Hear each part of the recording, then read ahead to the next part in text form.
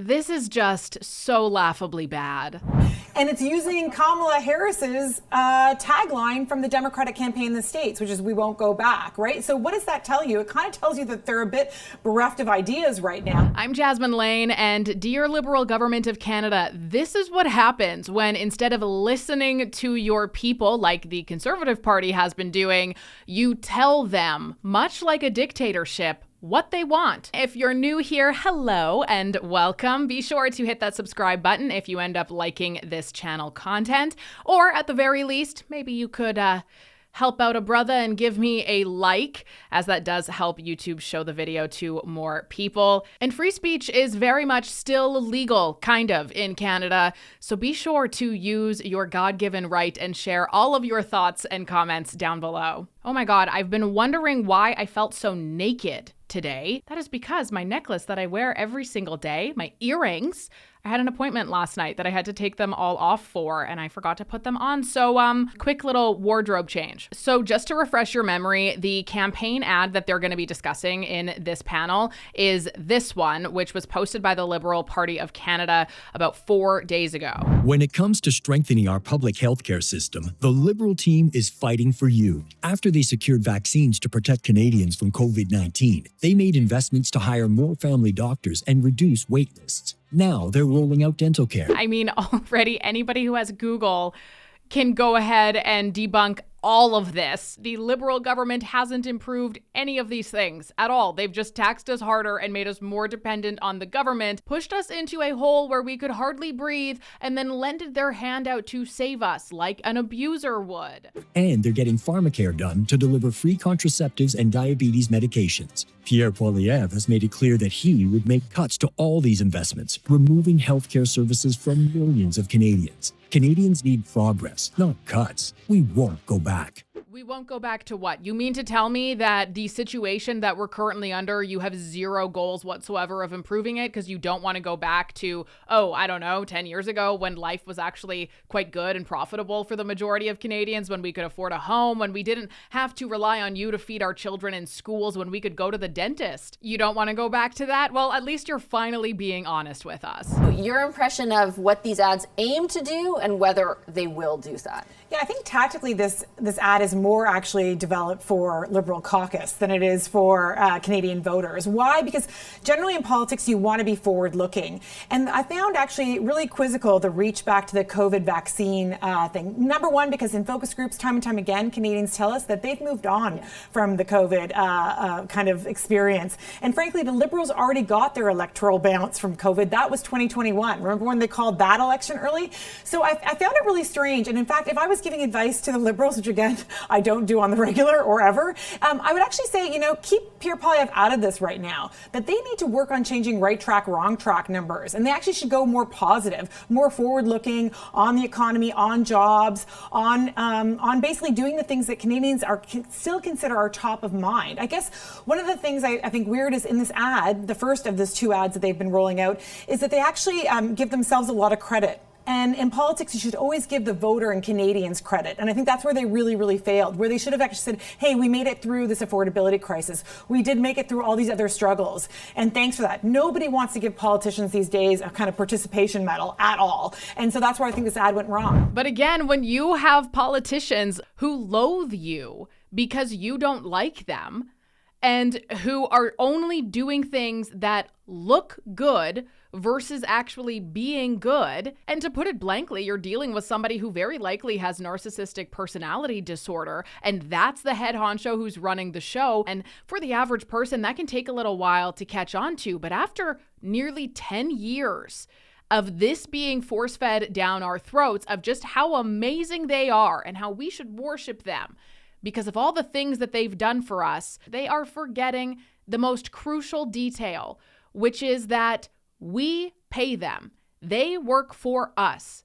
We will congratulate them and be proud of them and show that in the polls and show that in our voting records when they've done a good job. To make an ad talking about all of these things that the vast majority of Canadians have voted against, have said that we don't need, but they do it anyway, and they vilify the voting Canadians for not being on board because it's a huge waste of taxpayer money, and government dependency is a very scary trail to start walking down. North Korea. The only takeaway that I have from watching that is you're losing, you have failed policies, and your narcissism is showing. There was nothing about that ad that made anybody in Canada feel excited for the future, feel happy, hopeful, united, proud. Not a single thing. It seems like, just jumping off what Kathleen said, Scott, you know, both of these so far are focused on doing what the Liberals have told us in interviews they feel like they can say is their shortcoming, aka what we have done is great, we just haven't punched through to Canadians. They don't get that what's going on has worked for them, because both of these ads are focused on essentially saying, look at all the things that we have put in the window for you so far. But to Kathleen's point, there's nothing about what more is to come. Yet, at least.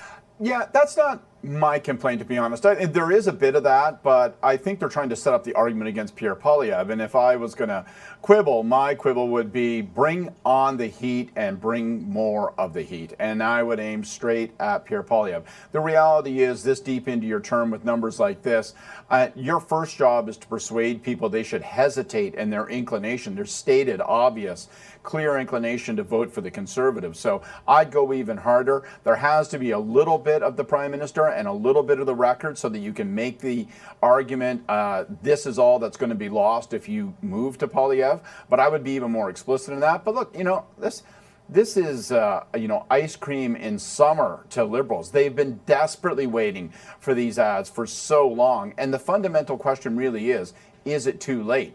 Will you succeed in driving votes away from the Conservatives, but will you be the beneficiary of it? And that's the big challenge. Are people willing to not just reconsider where they're headed for Pierre Poilievre, but whether they're willing to return to the Liberals? I agree with Kathleen's comments in particular. Like, if I were to title these ads something, it would be more of the same. Like, it's a retrospective look on their record, which is, I think, a pretty tepid view of it, frankly. And saying, if you reelect us, we'll keep you'll get to keep the things that we've already done. Well, Canadians are not feeling very charitable about the things the Liberals have done at this point in time.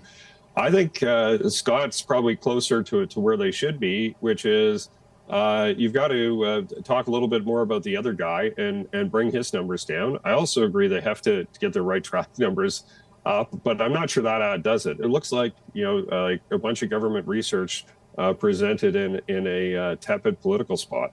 Kathleen, though, sort of jumping off that into what you initially said about how it's aimed at caucus. I mean, this is coming out against the backdrop of a pretty rough month for the Prime Minister. You know, a week and a half ago, more than 24 MPs asked him to step aside in caucus. A week later, Andrew Bevan, the new campaign director, came and essentially showed them these ads and said, here's what we're going to do between now and the next election, to allay a lot of their concerns because they hadn't seen a plan before.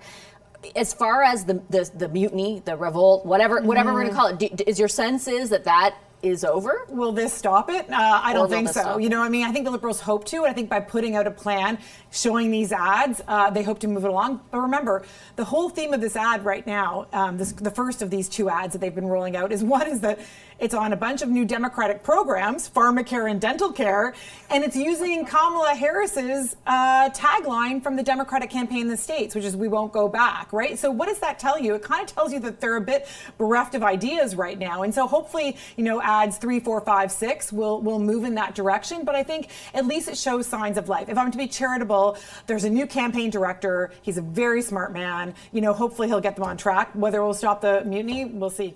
I don't think they're going to have much success in changing their trajectory until they change their mindset. Like, those ads, I think, are a reflection of what we've heard from the PMO and the Prime Minister, which is that they have a communications problem, not a substance problem. And I think a lot of Canadians that are voting for them who did in the past would say, no, they have a substance problem. Like, people are looking for the, what are you going to do differently?